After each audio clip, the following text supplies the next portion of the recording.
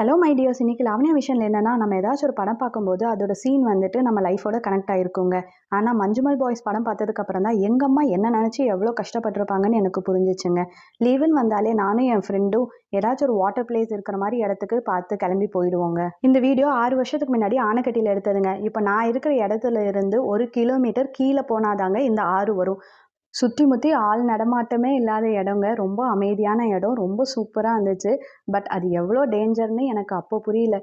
திடீர்னு ஏதாச்சும் ஒரு மிருகமே வந்து தண்ணி குடிக்க வந்திருந்தாலுமே கத்தி கூப்பிட்டாலும் கூட ஒரு காக்கா கூட பக்கத்தில் இருக்காது. இதுக்கு முன்னாடி ஒரு பிளேஸ் காமிச்சிருந்தாங்க. இங்கேருந்து ரிவருக்கு வரக்கு 1 கிலோமீட்டர் இருக்குன்னு. ஆக்சுவலாக அந்த பிளேஸ்க்கு ரீச் ஆகிறதுக்கே மெயின் ரோட்லேருந்து நீங்கள் ஒரு 6 கிலோமீட்டர்ஸ் வந்துட்டு ட்ராவல் பண்ணணும். டோட்டலாக இந்த ரிவரை ரீச் பண்ணுறதுக்கு மெயின் ரோட்லேருந்து 7 கிலோமீட்டர்ஸ் ஆகுங்க. கொஞ்சம் டேஞ்சரஸான இடம் தான். பிகாஸ் ஆள் நடமாட்டம் சுத்தமாக கிடையாது. நான் ஜாலியாக தண்ணியில் விளையாண்டுட்டு ஃபோட்டோஸ் வீடியோஸ் எல்லாம் எடுத்துகிட்டு எங்கள் அம்மா கிட்ட போய் காமிச்சா எங்கள் அம்மா ஹாப்பி ஆவாங்கன்னு பார்த்தா ரொம்ப ஷாக் ஆகிட்டாங்க. இப்படிப்பட்ட இடத்துக்கு தனியாக போயிட்டு வந்திருக்கீங்களா அப்படின்னு. அட்வென்ச்சர் ரொம்ப முக்கியம்தான். பட் சேஃப்டி அதை விட ரொம்ப முக்கியங்க.